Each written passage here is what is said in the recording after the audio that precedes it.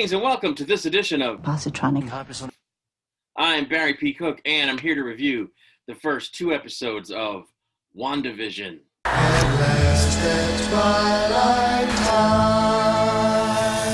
So yeah, the first two episodes of WandaVision have dropped on Disney Plus, and I have to say, they were really good. I've been looking forward to this series since the first trailer, because it just looked really intriguing. It wasn't difficult to tell from the trailers that this was going to be sort of a fantasy world that Scarlet Witch creates for herself and Vision. One of the big reasons for that being that we know Vision is deceased and did not come back in the Great Unsnap. With that in mind, I went ahead and watched the first two episodes as soon as I could yesterday. I was really impressed with the production design.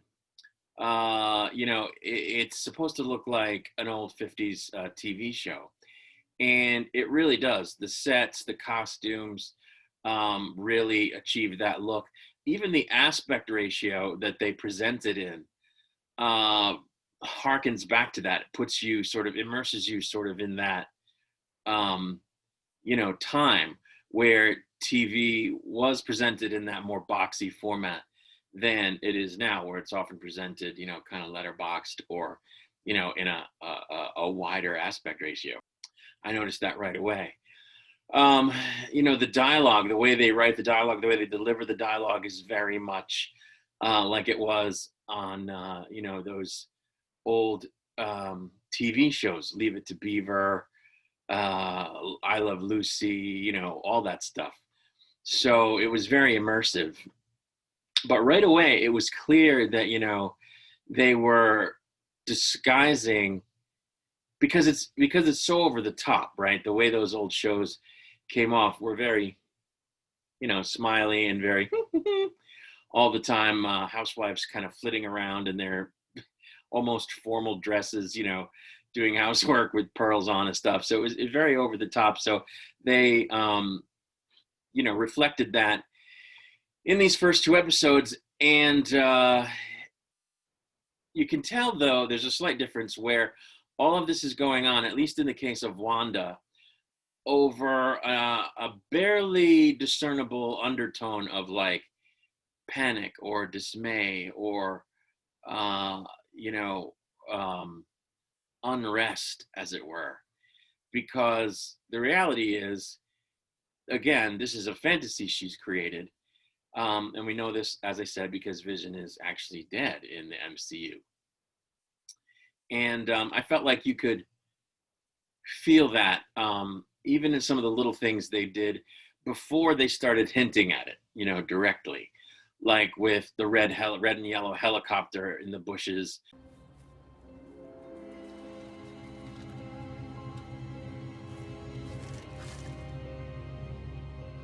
And the loud noises outside the bedroom, which are, and then the beekeeper shows up at the end of the second episode. Those are all there to sort of clue you into, hey, this is not real.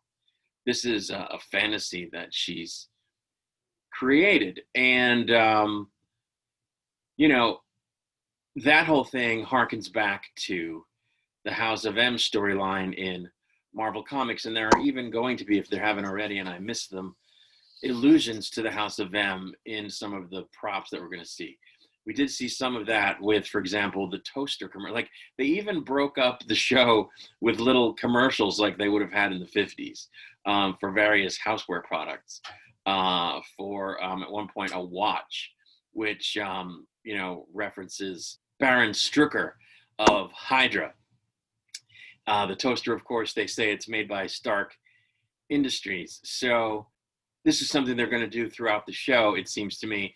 And some of these little things are going to actually allude to the plot or reference aspects of the plot that come from Marvel Comics. And the big one here is, as I said, House of M, which is a miniseries that ran in Marvel Comics a while back. And it centers on Wanda Scarlet Witch kind of losing her mind and creating a fantasy world, not only for herself and Vision, but for everyone.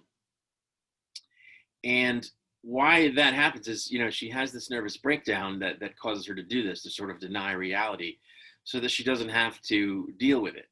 And it happens because she really wants to have children with Vision. And so she uses her magical powers to, conjure children. And she has two sons, but we learn that this was really not entirely her doing. It was the doing of a Marvel villain called Mephisto. He actually, when she does this, tries to have, these children with her powers. Mephisto manipulates the sorcerer Master Pandemonium into gathering the 5 scattered fragments of his own soul that he lost in a previous ill-fated encounter. And when she attempted to have these children, the soul fragments, 2 of them anyway, were, unbeknownst to her, turned into her children. They became her children.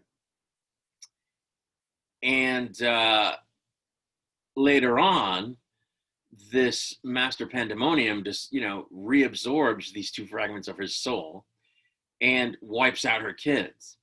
And she goes a little nuts. She's a little unhappy, as one would be, a little aggrieved by this. And her memories are temporarily taken from her of this event so that she'd forget, but she regains them later in the comics and sort of goes mad and creates a fantasy world. But it's a really big fantasy world. It's, it's not just this little bubble of herself and Vision. It's everyone. And, it's a grand story about how that all gets resolved, but, in the comics. But it's a little different on the show because the show comes out of the MCU more than it does the comic books. And I think it's pretty clear that she's created this fantasy life with Vision because he's deceased. And, she was in love with him and she can't deal with the fact that he's deceased. She may even blame some of her, fellow heroes. In the movies, she blames Thanos. But, she may have some blame for her fellow Avengers or who knows what, because, they've taken things from her too, her parents and so forth. We'll have to wait and see how the series evolves to see who she blames for what, if anything, and what exactly is causing her grief. But I think what the tipping point must have been was when she lost Vision. And so she's brought him back to life in this fantasy. And in the show, it seems like that fantasy may even incorporate the townspeople, that they may be real people, but they've maybe gotten sucked into her fantasy. We don't know. There is one scene, there's a magic show. Well, it's a talent show, a town talent show that Wanda and Vision participate in. And it's very funny because in another part of the story, the Vision eats a piece of gum. Well, he doesn't eat it. He takes a piece of gum in his mouth because even though he doesn't eat, he realizes it's just for chewing anyway. So to fit in, he kind of starts to chew on it and someone slaps him on the back, in a jocular manner, and he swallows it and it kind of gums up his works. So he's almost like, well, he's behaving during this talent show as a human would were they drunk. And Wanda has to keep sort of covering for him so it doesn't become obvious that he's not human. And it's very funny. But the talent show is set up as in the story such that it's a fundraiser for the kids at a local school. And so at least once during the talent show, the organizer says, and this great talent show is for the children. And the whole crowd goes, for the children, and kind of applauds. And, you can look at that and say, for the children as in Wanda's children, and again another reference to the comic. The great thing about this is she clearly, like I said earlier, is clearly doing a balancing act between fantasy and reality, but Vision doesn't know anything about it, because at least he doesn't seem to, because he's in this bubble, he's only as she wants him to be. So although then he goes kind of crazy, I don't know, it's weird. We'll have to see exactly what's happening there. Maybe she actually brought him back to life, but he can't exist outside the bubble. Who knows? We'll see. One thing that's interesting is he has a job in this universe that she's created, and it's made pretty clear during the first episode, or is it the first and second episode? Well, somewhere along the line in the first two episodes, it's made really clear that his job is pointless. He performs like a pointless job at a company that has a pointless sort of task. So it's not entirely fleshed out. It's just kind of there to fill the purpose of, well, he has a job that he goes to, like a husband would in a 50s TV show, and in that sort of universe, of the 50s. Like I said there earlier, there is a helicopter that shows up. It's toy sized, and it's red and yellow like Iron Man's colors. And there's some theories that this is Sword, the sort of companion entity to S.H.I.E.L.D., trying to get through to this bubble universe to sort of get Wanda out and to maybe rescue the townspeople, which we don't know at this point. If they're part of the fantasy, in terms of being made up, or if they're real people that are stuck in it. So we're gonna have to see. And there's a voice that keeps coming over the radio that keeps trying to talk to Wanda, and she explodes it at one point so that she doesn't have to keep hearing it. But it says, Wanda, can you hear me? Who's doing this to you? Who's doing this to you? Wanda, can you hear me? We don't know who that is. But my answer to that question is no one's doing it to her. She's doing it to herself. That's what I think is happening.